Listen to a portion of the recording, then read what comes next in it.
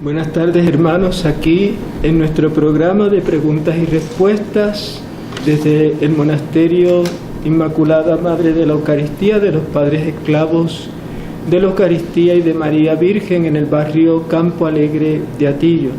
Aquí estoy junto a Fray Javier. Un saludo. ¿Qué tal? Dios los bendiga. Bien, hermanos, como siempre vamos a adentrarnos en esas preguntas que ustedes nos han hecho y que queremos compartir entre todos para profundizar sobre todas esas inquietudes que muchas veces llevamos dentro y quisiéramos clarificar. Bueno, pues aquí este es su programa, ese programa de preguntas-respuestas desde el Rinconcito de la Mater, que como verá hoy tenemos un backstage nuevo, aprovechando esta hermosa decoración, así que esperamos que sientan el calor y la cercanía de nuestra Madre y Reina. Y deseándoles a todos también una feliz Pascua, porque desde el Domingo de Ramos fue el último programa que hicimos, y después nos cogimos 2 días de vacaciones, 2 domingos de vacaciones. Sí, es que este es nuestro primer domingo pascual con ustedes. Y por eso entonces la decoración con el resucitado y los demás, pues quisimos hacer un pequeño cambio para notar esa alegría pascual. Así que para todos ustedes que nos siguen, pues también pues feliz Pascua de Resurrección para todos. Y nada, y cuando tengamos los recursos económicos, que esperamos habilitar un lugar ya propio, pues porque estamos corriendo, buscando dónde grabar el programa. Como verán, la iluminación, el sonido, pues ha mejorado mucho gracias a ustedes, gracias a los aportes económicos, y en eso les estamos inmensamente agradecidos y queremos seguir pues mejorando para que ustedes tengan una calidad de programa que la disfruten,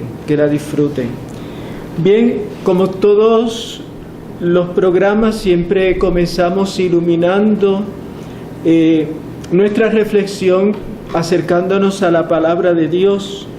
Y siempre les recuerdo que un buen católico nunca puede tener una Biblia cerrada, siempre tiene que tener esa palabra de Dios como punto de referencia. La palabra de los hombres es siempre ambigua, la palabra de Dios siempre es clara, nos trae claridad, nos trae certezas, nos comunica por dónde tenemos que seguir en los caminos de la voluntad de Dios, y así nunca nos vamos a perder. Así que cuando usted tenga una duda, llévela a la oración, abra la palabra de Dios, pida al Espíritu Santo que le hable a la luz de esa palabra, y veremos cómo la palabra del Señor, que es siempre palabra viva y eficaz, va a ser una palabra que confirmará esa voluntad de Dios en ustedes. Hoy la lectura que vamos a tomar es de los Hechos de los Apóstoles. Ya que estamos en tiempo pascual, es el libro que acompaña a la Iglesia durante este tiempo de la Pascua, uno de los libros, también el libro del Apocalipsis. Y vamos a leer del capítulo 4, versículos 27 al 31. Y dice así: están los apóstoles en oración y dicen: porque verdaderamente en esta ciudad se han aliado Herodes y Poncio Pilato con las naciones y los pueblos de Israel contra tu santo siervo Jesús, a quien has ungido, para realizar lo que en tu poder y en tu sabiduría habías predeterminado que sucediera. Y ahora, Señor, ten en cuenta sus amenazas y concede a tus siervos que puedan predicar tu palabra con toda valentía, extendiendo tu mano para realizar curaciones, señales y prodigios por el nombre de tu santo siervo Jesús. Acabada su oración, retembló el lugar donde estaban reunidos, y todos quedaron llenos del Espíritu Santo y predicaban la palabra de Dios con valentía. Y esto es palabra de Dios. Alabamos, Señor. Bien, Ahí tenemos una oración hecha fervientemente por los apóstoles que en aquellos primeros tiempos de la iglesia sufren persecución, han sido llevados a la cárcel, han sido reprendidos por las mismas autoridades que reprendieron y llevaron a la muerte al Señor un Viernes Santo. Y ahora le toca a los discípulos del Señor vivir los caminos de la pasión. Les toca a ellos también comparecer ante Herodes y Poncio Pilato, ante el Sanedrín. Les toca a ellos ahora dar el testimonio de su fe, de la fe en el Señor. Pero fíjense en qué hermosa oración, porque es el momento cuando los apóstoles y aquellos primeros discípulos de Cristo experimentaban la debilidad, se sentían pequeños, impotentes ante la magnitud de las persecuciones que estaban sufriendo.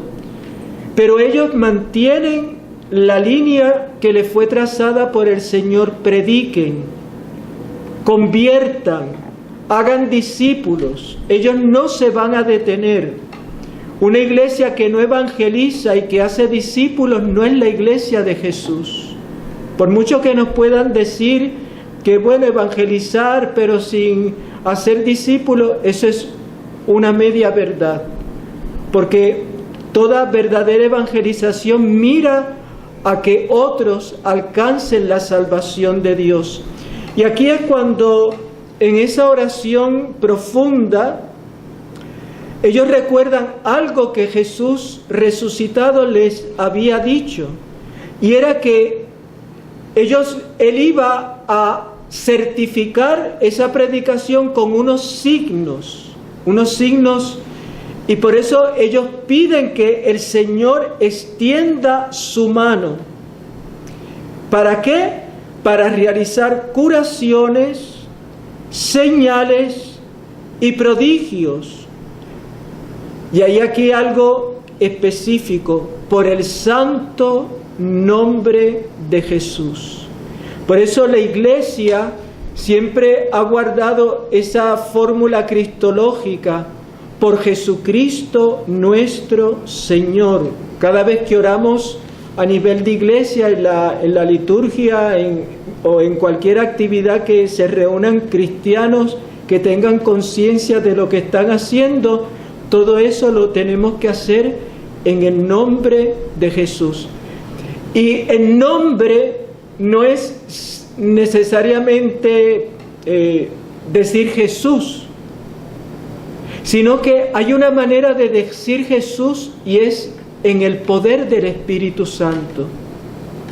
¿Por qué? Porque el mismo Señor nos recuerda cuando estaba en el ministerio público: no todo el que dice Señor, Señor entrará en el reino de los cielos, sino el que hace la voluntad de mi Padre. Entonces no es simplemente como una fórmula mágica, sino que el apóstol San Pablo nos recuerda que nadie puede decir Jesús es Señor si no es por el poder del Espíritu Santo. Y es aquí donde la evocación del nombre de Jesús nosotros la hacemos no porque hay que decir Jesús, sino porque nosotros recibimos en el Espíritu una fuerza que nos vincula al poder del Señor, que se va a manifestar de esta manera, como lo hemos visto tantas veces en la vida de los santos, en la vida de tantos cristianos que han orado con fe en el nombre del Señor. Y por último, esa iglesia que en ese momento está en oración, hay un detalle, y es que acabada la oración retembló el lugar. Donde hay una iglesia orante, hay siempre un Pentecostés, hay una manifestación del Espíritu. Esa es una de las muchas señales que tenemos para saber si nuestra oración está siendo movida por el Señor, por la gracia. Y es cuando nuestra oración es capaz de vivenciar un nuevo Pentecostés. Por eso los apóstoles en ese momento sienten otra vez que el Espíritu Santo va a hacer lo mismo que hizo el día de Pentecostés, hizo retemblar el lugar. Y dice, y todos quedaron llenos del Espíritu Santo. ¿Cómo uno sabe que queda lleno del Espíritu Santo? Porque hay dos cosas que el alma recibe en esos momentos de oración. Uno es la unción del Espíritu y otro es la consolación del Espíritu. Eso no significa que porque estoy consolado en el Espíritu desaparece la prueba, desaparece la dificultad. No. Significa que el Espíritu, a pesar de esa situación que prevalece y puede seguir porque es parte de lo que el Señor quiere que vivamos, la iglesia siempre ha seguido siendo perseguida. Entonces ahí es cuando el Espíritu, sin embargo, nos llena de una consolación que nos fortalece, nos hace fuertes en la fe, nos hace audaces en la fe. Y luego está la unción. ¿Qué es esta unción? Esta unción es un derramamiento de gracias especiales donde el alma siente que por encima de esas fuerzas humanas que son tan limitadas hay algo. Quizás no lo podemos explicar, pero nosotros podemos sentir que ese algo viene de lo alto, viene de Dios. Así que hermanos, ¿y cómo yo sé que esto viene de Dios? Por los frutos. Predicaban la palabra de Dios con valentía. Así que si usted se me vuelve medio cobarde, tiene que orar un poquito mejor y un poquito más para que el Espíritu Santo se manifieste. Bueno, creo que he hablado mucho. Bueno, después de esta mini charla pascual, esta es la 4.5, sí. Pues le pedimos precisamente a ese mismo Espíritu Santo que nos dé la luz necesaria para poder contestar las preguntas de ustedes de la forma tal vez más sencilla posible, pero siendo también fieles a ese gran depósito que el Señor nos ha encomendado custodiar. Y para arrancar con la pregunta, antes de entrar a las preguntas gordas, como dirían por lo menos en España, las preguntas más gordas, hay una pregunta muy interesante, y ya que el próximo viernes estaremos celebrando a San José Obrero, pues había una pregunta que dice que si poner peticiones debajo de San José, de la estatua de San José, específicamente comenta esta estatua de San José durmiendo, que se ha hecho muy famosa a partir de que eligieron al Papa Francisco, pues salió de que él tenía una imagencita de San José durmiendo, y esa imagencita se hizo súper famosa y ahora la pueden conseguir en cualquier catálogo, en cualquier tienda religiosa. Pero si poner una petición debajo de la estatua de San José es superstición o no, padre. No, no es ninguna superstición. Siempre y cuando, primero, recordemos que San José, la Virgen, San Benito, el santo que usted tenga devoción, ellos participan del misterio de Cristo. Jesús dice en el Evangelio de San Juan que nosotros, los discípulos del Señor, incluso haremos obras mayores. Y hemos visto aquí que los apóstoles oran para que el Señor haga milagros por el ministerio, por la invocación de ese nombre de Jesús. Pero San José es San José porque está al lado del Señor y obra siempre, como todos los santos, en esa conjunción de la gracia, ¿no? que parte siempre de Cristo. Luego nosotros tenemos maneras de expresar nuestra confianza en que esto que estamos pidiendo nos sea concedido. siempre y cuando sea la voluntad de Dios, porque si algo nos enseña en este caso San José, es que tenemos que vivir en la voluntad de Dios, y a veces la voluntad de Dios es desconcertante. Pero nosotros tenemos confianza en la intercesión de San José, y lo expresamos de esa manera. Igual que, por ejemplo, cuando usted va a la iglesia y quiere hacer una petición, a veces va y prende una vela.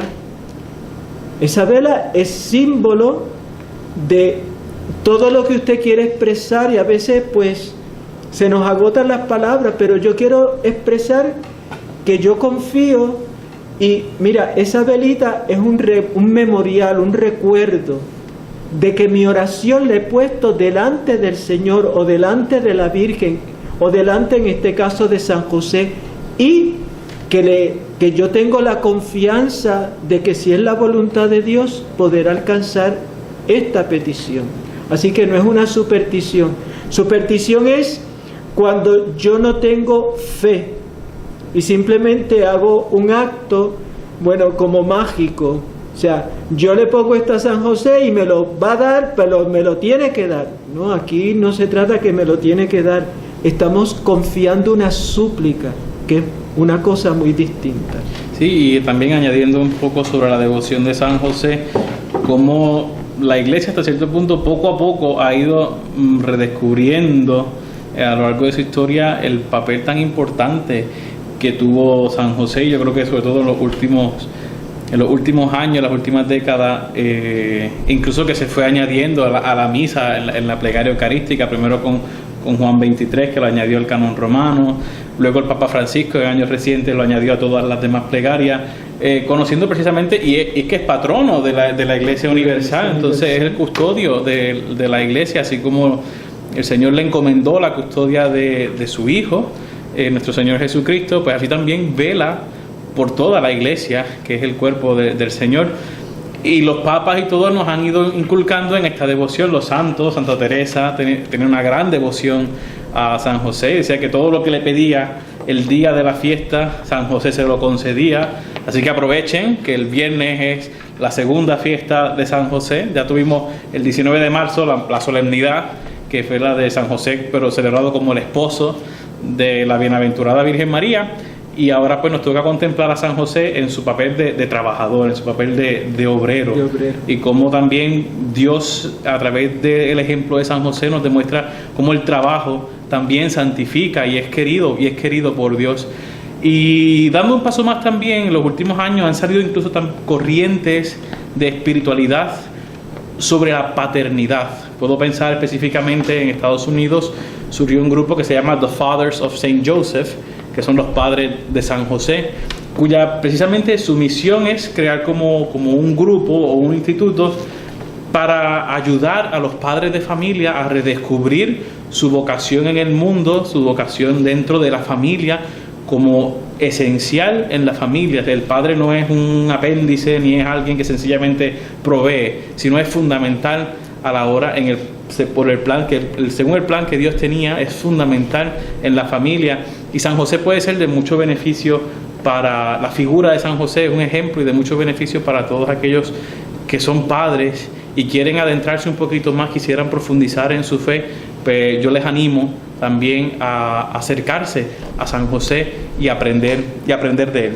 Igual que San José se le venera también como maestro de vida interior, el hombre del silencio, el hombre que supo vivir incondicionalmente al servicio de Jesús y de María, y donde sin decir una sola palabra en la Biblia, solamente se nos relata siempre en relación a la Virgen y al niño.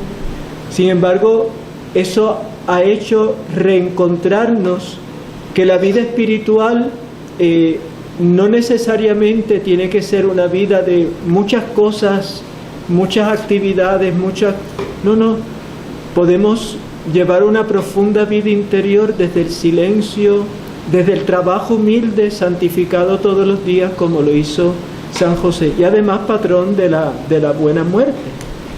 Así que, sí, porque tuvo la dicha de morir en los brazos de Jesús y de María. Ya quisiera yo que ese día que me toque a mí, Jesús y María estén a mi lado. Va a morir en mis brazos, Padre.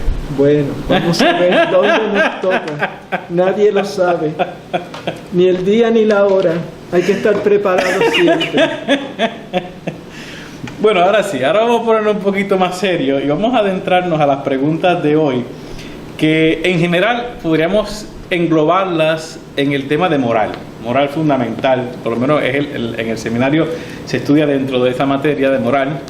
Y pues de por sí pues no trae normalmente son preguntas que la gente suele tener, porque la gente a veces entiende la moral o el comportamiento, las cosas que hacemos como que ¿qué puedo hacer? ¿Qué no puedo hacer? ¿Esto está bien o esto está mal? Entonces solamente ven la vida cristiana solamente a veces en parámetros solamente de lo que puedo y lo que no puedo hacer, y se nos olvida que la vida cristiana es un caminar, una vía de amor hacia el Señor, que es nuestro último fin, donde al fin y al cabo todo deseo y todo anhelo de nuestro corazón va a descansar, porque Él es el anhelo último de nuestro corazón.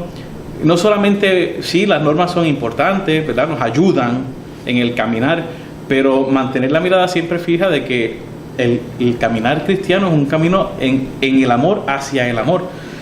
Y por eso la moral es amplísima, o sea, podríamos estar, pues en el seminario estamos un año entero estudiándola, y eso es, mira, así, una pasadita cortita, y yo pues agradezco al profesor que tuve de moral, que fue excelentísimo, y yo realmente disfruté muchísimo esa clase, pero es un tema súper amplio, entonces nosotros intentaremos masticarlo lo más posible para que ustedes lo puedan entender. Sí, porque hay preguntas que son muy profundas. Hay preguntas que son muy profundas, entonces nosotros intentaremos mantener un lenguaje bastante... Si hay algún teólogo que nos está viendo, nos perdona, porque no vamos a estar aquí usando lenguaje teológico, y a veces pues habría que matizar muchas cositas más, pero no es nuestra intención hacer un tratado ahora de moral. Entonces, una pregunta muy cortita, ¿verdad? Y esta se la voy a dejar al padre. Dice, ¿cómo logro eliminar los escrúpulos? Padre. Bien. Bueno, lo primero que nos tenemos que preguntar es ¿qué son los escrúpulos? Porque quizá usted puede estar entendiendo una cosa que no es. Y lo primero que hay que decir es que los escrúpulos son una enfermedad del alma. Una enfermedad. La persona que padece escrúpulos tiene una enfermedad espiritual, una enfermedad del alma. ¿En qué consiste esa enfermedad? Lo primero, la persona que padece de escrúpulos es porque tiene una distorsión del orden moral. O sea, no sabe regir su corazón, su mente, su voluntad. No la sabe dirigir. ¿Por qué? Porque el orden moral es gris. No sabe si esto es bueno o esto es malo. O crea una constante, y ahí es donde viene la enfermedad espiritual. Es como la persona, vamos a poner en el plano médico de nosotros acá, ¿verdad? Cuando una persona, aquel estornude, ya yo tengo catarro. Hipocondriaco. Una persona hipocondriaca.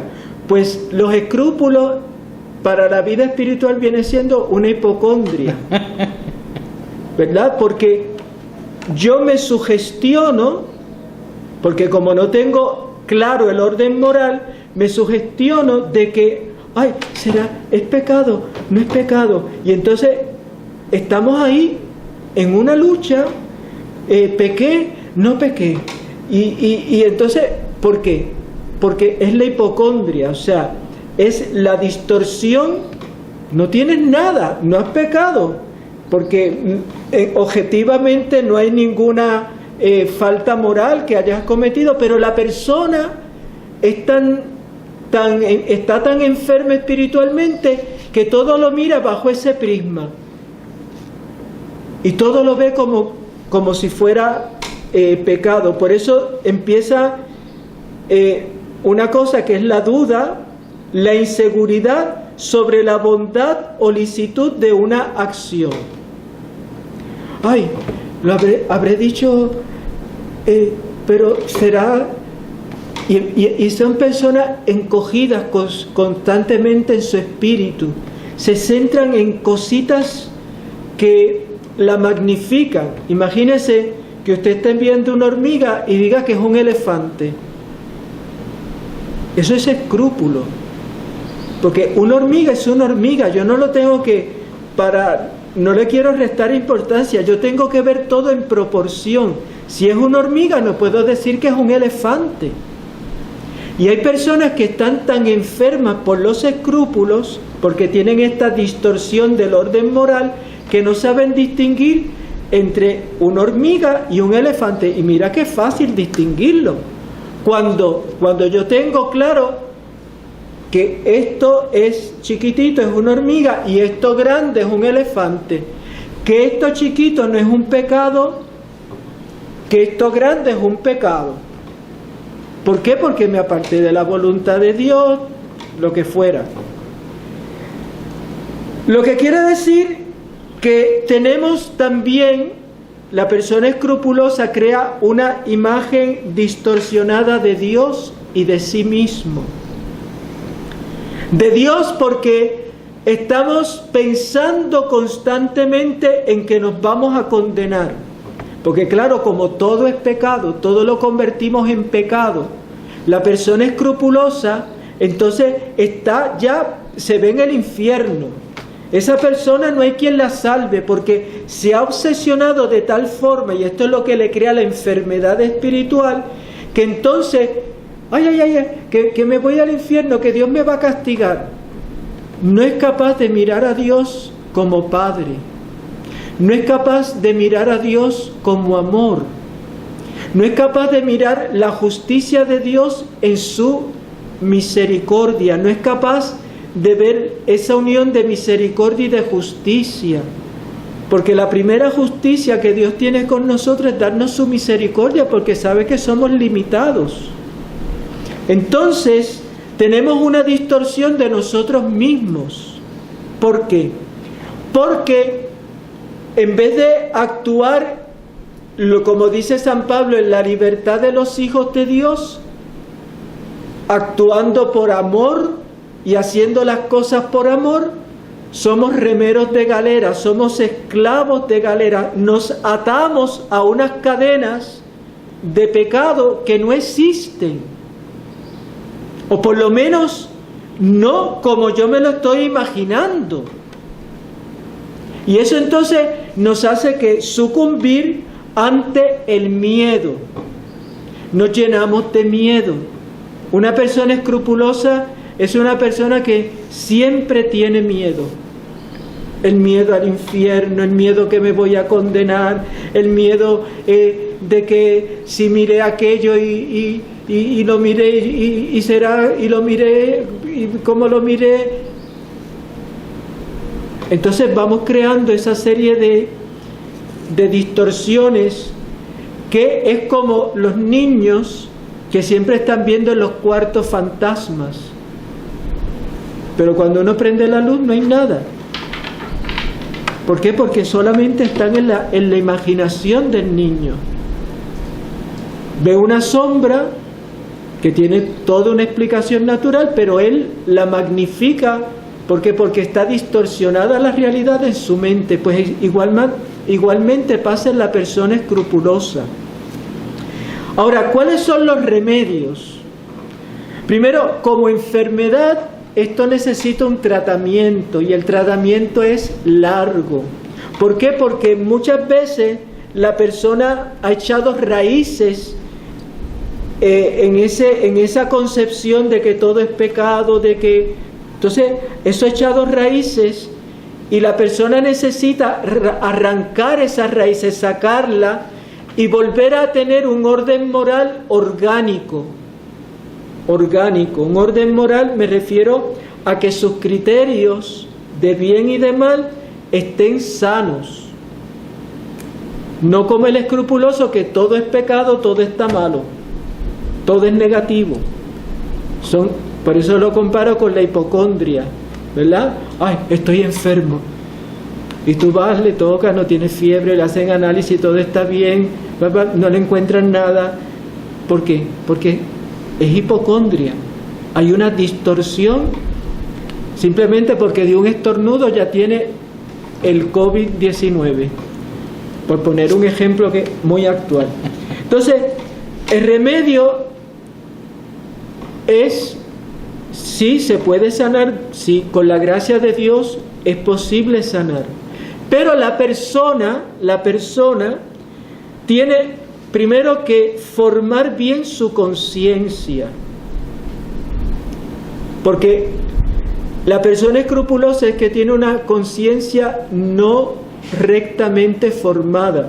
Lo primero que yo tengo que formar es mi conciencia. ¿Por qué? Porque la conciencia es donde va a hablar la voz de Dios. Pero para poder yo formar mi conciencia, como yo estoy enfermo, yo necesito de ayuda, yo necesito de alguien. Y ese alguien es que esa persona que padece de escrúpulos necesita un buen director espiritual fijo. ¿Por qué fijo? Porque parte de los escrúpulos, de las personas que padecen escrúpulos, es que piensa que el director espiritual o el confesor no me entiende. Claro, recuerde, todo lo distorsiona. No me entiende. Ay, me puso una penitencia chica. Miren, me mandó 3 Ave María, pero con las barbaridades que yo hice. ¿Por qué? Claro, porque todo lo magnifica. El ve elefante donde hay hormigas. Y eso, lo primero que tenemos que hacer es, por eso el confesor o el director espiritual fijo nos ayuda a que él me vaya conociendo, y para poderme dar las dosis que yo necesito de un sano realismo espiritual. Porque una de las cosas que carecen las personas escrupulosas es de sano realismo espiritual. Un confesor o un director espiritual fijo me va a ayudar, lo primero, a caer. ¿Por qué? Porque cuando yo empiece a patinar, me va a cortar por lo sano y me va a decir, haga esto. Se va a tener que poner estricto conmigo, pero es la única manera de poderme ayudar a arrancarme esos miedos. Me va a dar lectura de formación para yo formar mi conciencia. Y luego también hemos dicho director espiritual fijo y confesor fijo.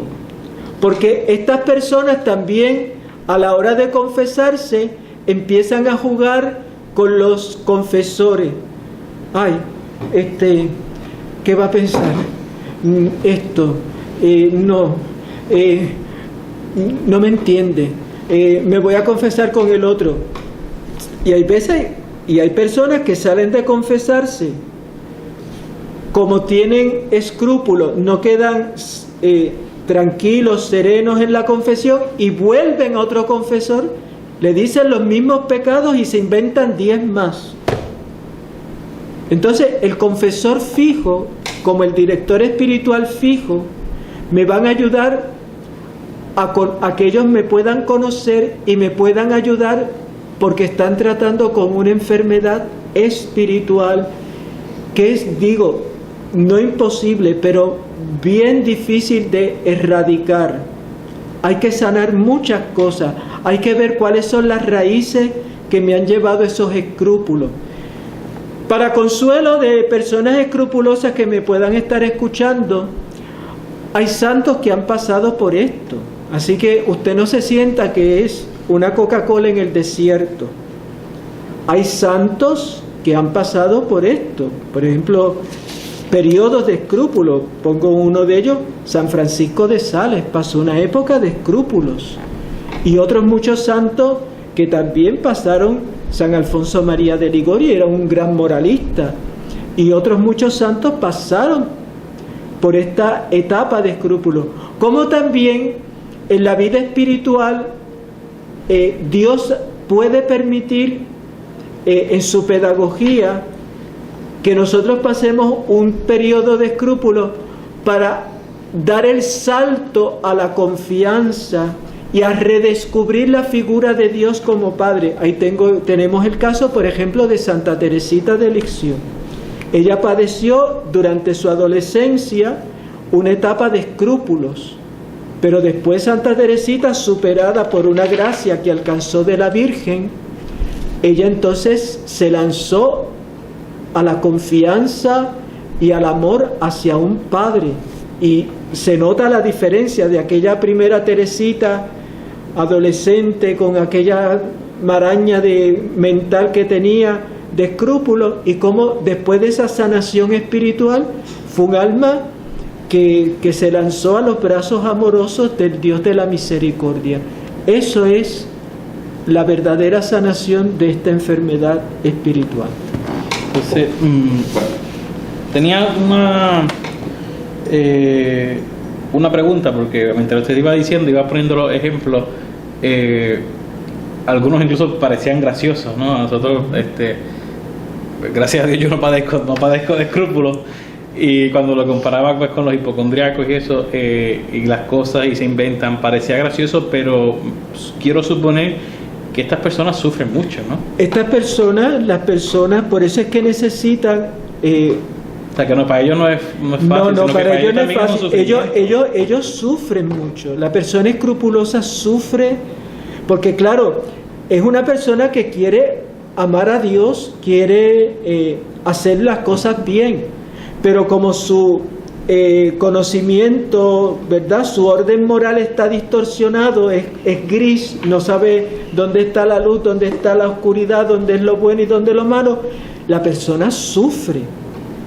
¿Y dónde está el sufrimiento? En que quiere por un lado agradar a Dios, pero piensa que, qué sé yo, porque se comió el Viernes Santo, se le olvidó que era Viernes Santo, y con esto de la pandemia se le olvidó y se comió, qué sé yo, se comió un dulce.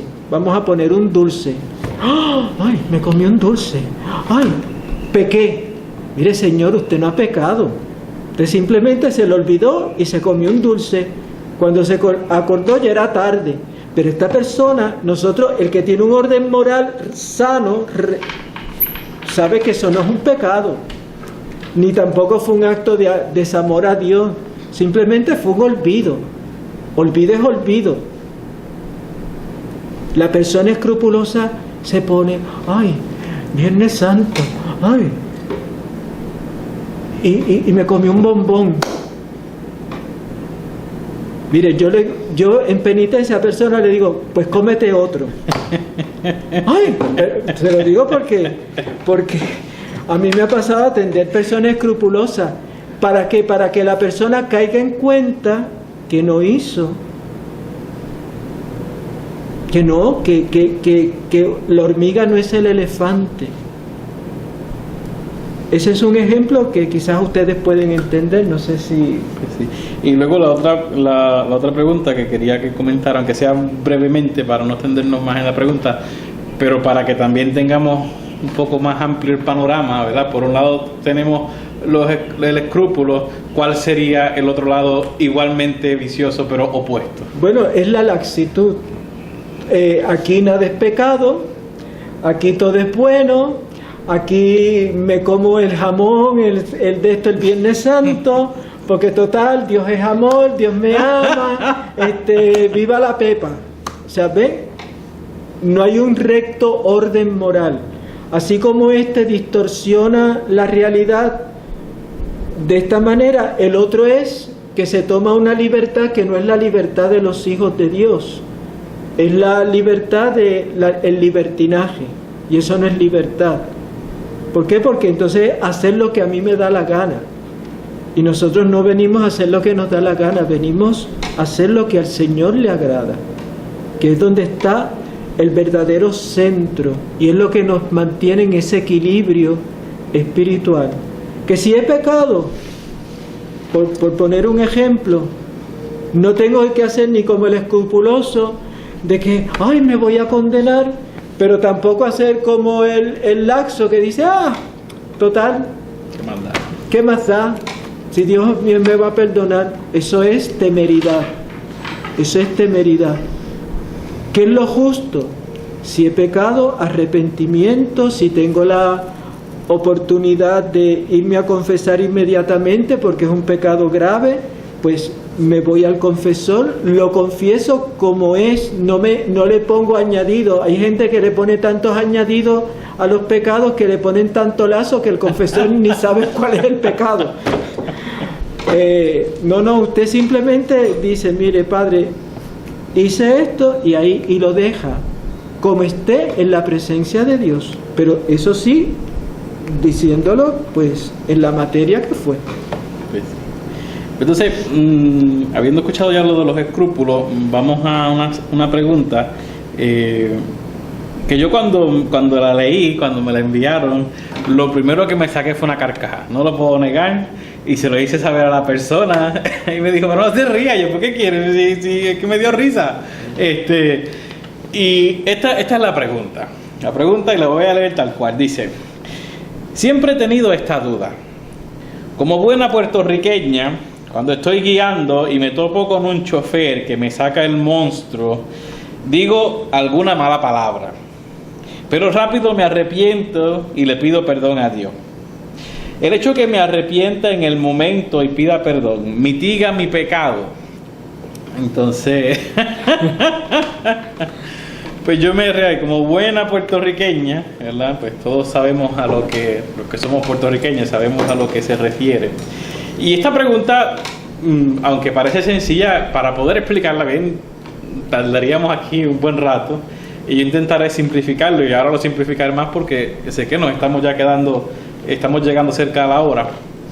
Pero tenemos que tener conciencia nosotros los cristianos de cómo funciona nuestro ser. O sea, nuestro ser como una unidad de alma y cuerpo, tenemos que saber cómo funcionan algunas cosas en nosotros mismos, ya sea el afecto o también cómo funciona y cómo reacciona nuestro cuerpo ante diferentes situaciones. En este caso quisiera comentar, como va más directo a la pregunta, es el tema de las pasiones. Las pasiones, que normalmente cuando solemos escuchar el tema de pasión, solemos verlo como algo negativo. Las pasiones no son ni buenas ni malas, son neutras, para poder decir así, ¿verdad? Porque las pasiones van a ser esas reacciones que nosotros tenemos y que nos salen natural. Por eso son pasiones, porque nosotros las padecemos, nosotros no las generamos, sino que, por decirlo así, el código genético afectivo de nosotros, ¿verdad? Quienes somos por las situaciones, primero por cómo Dios nos ha hecho, segundo por cómo nos hemos ido construyendo a lo largo de nuestra vida, pues tenemos una forma concreta, y hay unas cosas que nos gustan y unas cosas que no nos gustan. Tenemos unas cosas que las vemos como bienes y otras cosas las vemos como males. Entonces las pasiones, una forma de catalogar normal, se catalogaría entre pasiones que son ante un bien, como puede ser la alegría, el gozo, y ya luego pasiones ante un mal, como es la aversión, la ira, el coraje, ¿verdad? Todo eso, porque claro, vemos un mal, no lo queremos, ahora vemos un bien y lo queremos conseguir, en fin, esa es una forma básica de distinguir las pasiones. Primero, sepan que no son actos humanos, o sea, no salen de nosotros no lo generamos conscientemente. Así que, querida amiga que me escribió el mensaje, cuando se te topa un chofer por la carretera que te hace una puerca, como solemos decir en buen puertorriqueño, ese instinto natural que te da de coraje, hasta ese momento, hasta ahí, no es pecado. Hasta ese momento. Porque esa ira, ese coraje, es precisamente una pasión. Y hasta ese punto no es pecado. Ahora, nosotros los seres humanos hemos sido dotados con un precioso don que se llama la razón. Y nosotros nos toca, a veces en cuestiones de segundos, tenemos que decidir qué hacer con esa pasión. Y ahí es donde se entran diferentes cosas que también tenemos adentro, como pueden ser las virtudes, pero también los vicios que hemos tenido adquiridos, ¿verdad?, que van a ayudar a orientarnos hacia una acción u otra. Evidentemente, una persona que tenga unas virtudes adquiridas, en este caso, como podría ser la virtud de la templanza, ¿verdad?, o la virtud, en este caso, aplicar la caridad de una manera extrema, pues va a reaccionar muy distinto a quien tenga el vicio de ser mucho coraje, o incluso de hablar malo, ¿verdad? Pues esos hábitos arraigados, que tanto un vicio como las virtudes son hábitos que están bien arraigados en nuestro ser, pues nos van a inclinar hacia uno u otro lado. Ya aquí la cosa se está poniendo fea. Ya aquí va entrando más nosotros y nuestro actuar. Evidentemente, contestarle y decirle una mala palabra a una persona, evidentemente no está bien. Y lo podríamos catalogar, genéricamente hablando, como un pecado, ¿verdad? Porque ya aquí después tendríamos que matizar de que si hay un hábito, si no hay un hábito, que es, pero vamos tal vez a encerrarlo en el concepto de que sí sería un pecado. Ahora bien, que tú te arrepientas al momento no va a arreglar lo que tú hiciste. Es como decía el padre Luis al momento, o sea, la hora de decidir hacer algo es antes de hacerlo. Y quien tenga una conciencia bien ordenada sabrá que no está bien insultar al chofer que está delante. Primero porque estás faltando la caridad, estás creciendo en coraje y en odio hacia esa persona, que inconscientemente tal vez, pero estás obrando totalmente mal hacia esa persona. Quien tiene una conciencia recta, bien ordenada, bien formada e intenta crecer en las virtudes, evidentemente reaccionaría de una forma muy distinta. Pero una vez ya dijiste la palabrota, pues ya cometiste el pecado. O sea, arrepentirte, pues vale, supondría un acto bueno, un acto de que da unos ciertos indicios de que eres consciente de tus acciones. Pero eso ya no le puede quitar el peso que tuvo la acción. O sea, una vez la acción está hecha, ya se hizo. Nada de lo que venga después puede quitarle la culpa o hacerlo menos pecado. Como tal vez dice, si que yo pida perdón mitiga mi pecado. Pues no. O sea, una vez lo hiciste. Y esto no solamente con esto tal vez más sencillo, sino también en otros momentos tal vez mucho más claros, ¿verdad? Una vez cometido el pecado, ya está hecho. Que tú te arrepientas al momento, que inmediatamente, no, porque ese arrepentimiento precisamente es la conciencia quien te está diciendo. La conciencia trabaja de tres formas, ¿verdad? La conciencia, antes de que tú cometas un pecado, te va a estar diciendo, no lo hagas, no lo hagas, no lo hagas, no lo hagas, no lo hagas, no lo hagas. Cuando estás haciendo el pecado, la conciencia te va a estar diciendo, deja de hacerlo, no tienes que estar haciendo, deja de hacerlo. Y ya una vez acabaste con el pecado, la conciencia te va a decir, no debiste hacerlo. Entonces, ese arrepentimiento que tú sientes, precisamente es la conciencia trabajando. Y esto también un poco con lo que el padre estaba diciendo. Pero, queridísima amiga, una vez dijiste la palabrota e insultaste al otro chofer, que lo más seguro se fue ni cuenta, así que pecaste innecesariamente tampoco.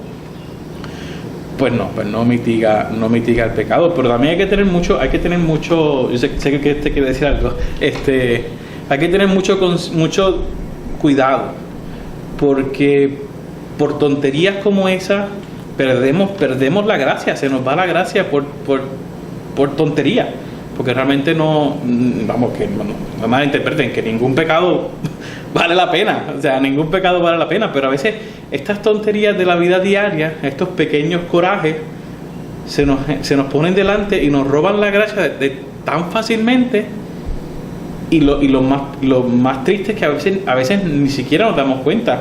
Yo te felicito a quien hayas escrito esto, porque por lo menos me da a entender de que tienes una cierta conciencia de que lo que hiciste está mal, pero tendrías en este caso que tal vez esforzarte para trabajarte y dominar esa faceta de ti, ese hábito o ese impulso que tienes de que cuando te pasa algo, rápido responder. Pues no, ahí donde trabajamos, ahí donde los cristianos trabajamos por crecer en la virtud y poder ser mejores cristianos y crecer en la caridad, en la templanza, en la misma prudencia, la fortaleza, ¿verdad? Para poder dominarnos a nosotros, no dejar que nuestro cuerpo nos domine.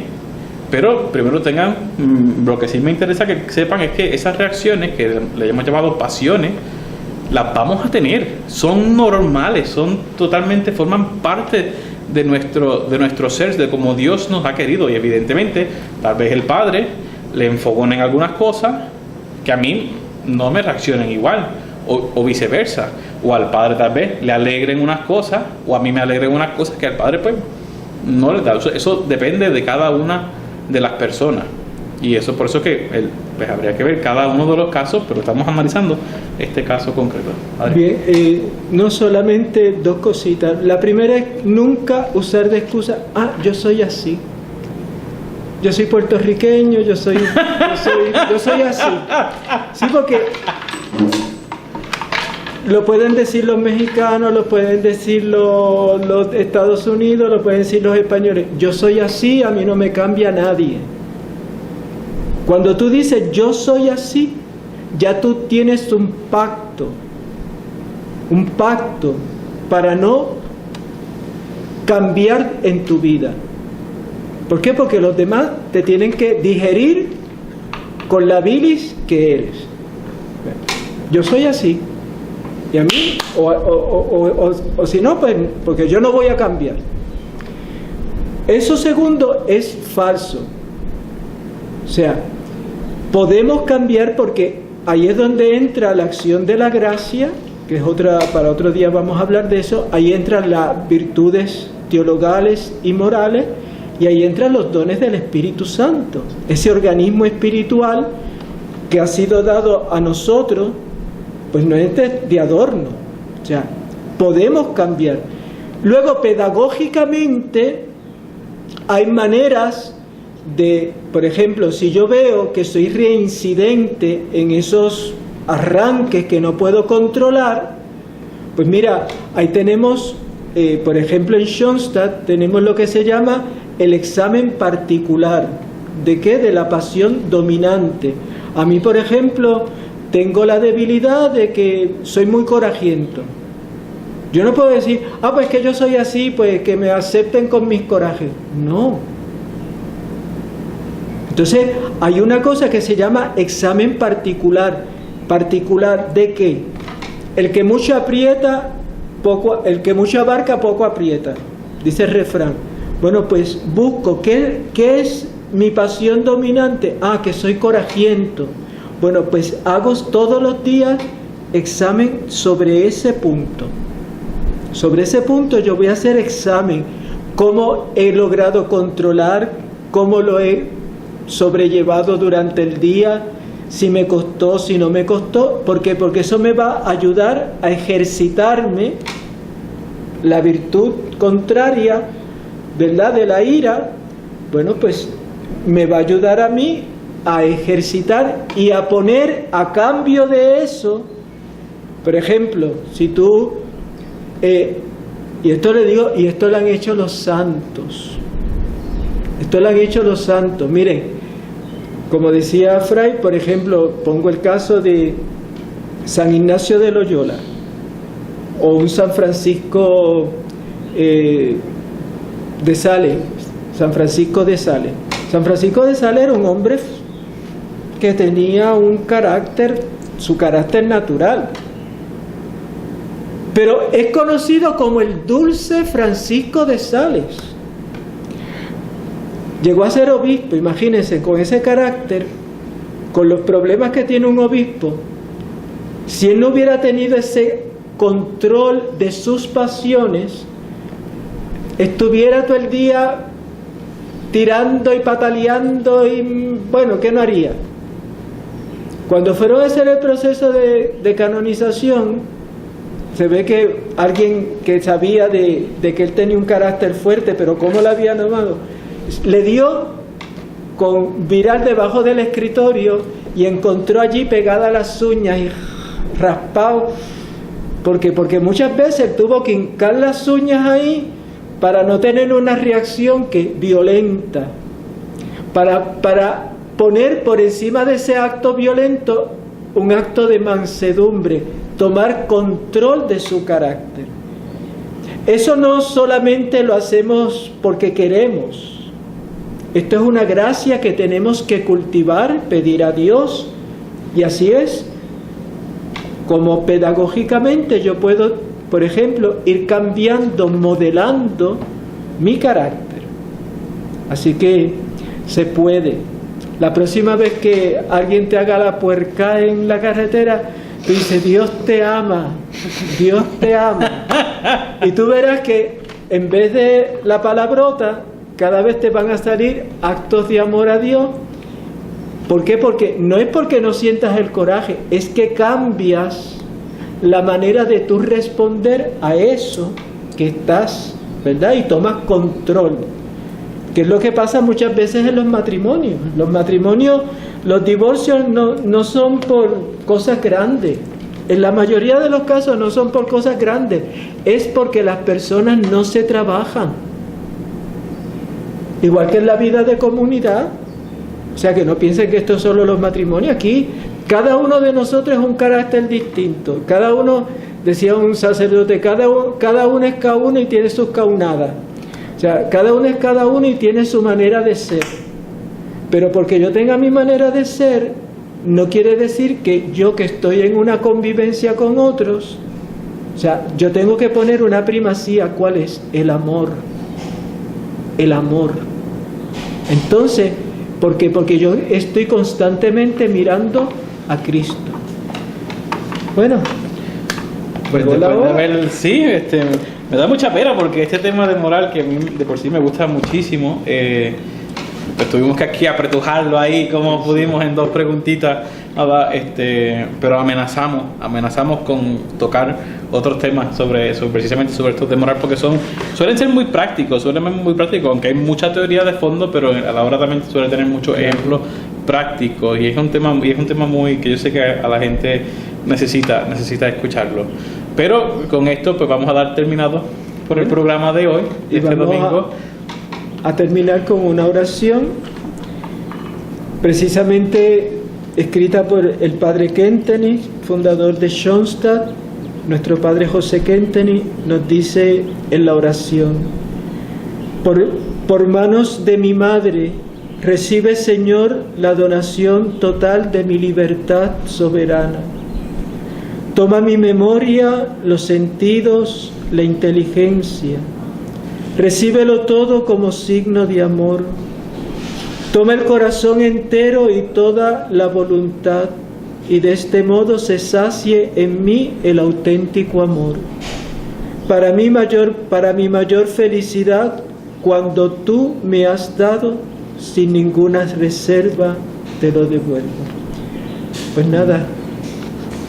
Sí, antes de decir adiós, recuerden darle like a este video, compártanlo si no lo han hecho todavía, suscríbanse a nuestro canal de YouTube, hundan la campanita para que entonces, es muy importante lo de la campanita porque así les van a llegar los avisos cada vez que subimos un video pues les llega el aviso de la notificación de que lo hemos subido, así no tienen que estar preocupándose por ver cada cuánto, sino que si le dan a la campanita, YouTube automáticamente les va a estar avisando cada vez que nosotros subamos un video.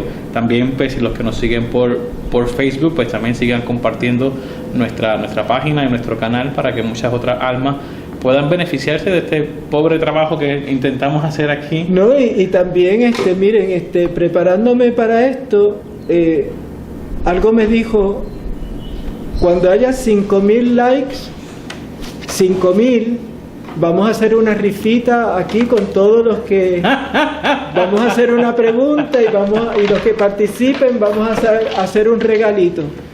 Así que, pero necesitamos 5.000 likes, 5.000, así que pónganse la batería, porque el problema es que si no, el canal se nos cae y lo triste de esto es que uno ve prosperar personas que tienen 1 millón de likes, de suscriptores, y son programas que cuando tú te acercas son nada, de decir cómo me levanté, cómo me siento, o sea, que eso es triste, y que nosotros los cristianos no seamos capaces de poner en alto a Cristo, porque no es el Fray Javier o el Padre Luis, es Cristo. Eso es lo que tenemos que mirar. Bueno, pues que Dios les bendiga. Dios les bendiga.